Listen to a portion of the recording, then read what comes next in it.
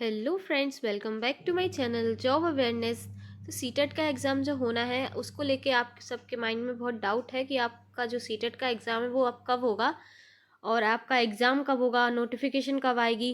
क्योंकि अब नोटिफिकेशन आपको देखने को नहीं मिल रही है तो आप डिमोटिवेट फील करने लगते हो कि कैसे आगे तैयारी करें नहीं करें, पता नहीं सीटेट की नोटिफिकेशन आएगी भी या नहीं।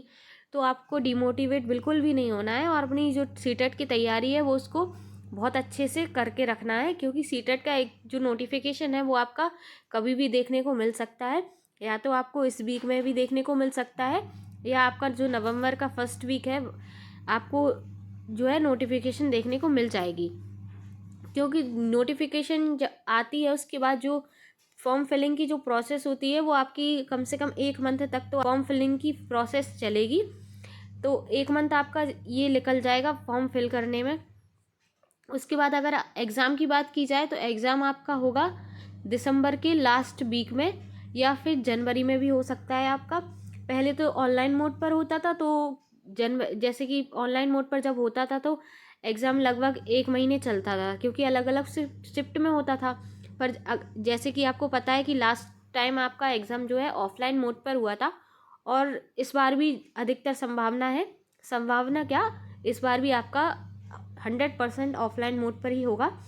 तो ऑफलाइन मोड पर तो आपका एक दिन में एग्ज़ाम हो जाता है, तो एक दिन में सारे स्टूडेंट्स का एग्ज़ाम हो जाएगा। तो नोटिफिकेशन का तो यह है आपको नवंबर तक देखने को मिल ही जाएगा। और आपका एग्ज़ाम जो है आपका वो दिसंबर में होगा लास्ट वीक में या फिर जनवरी में आपका एग्ज़ाम करा लिया जाएगा।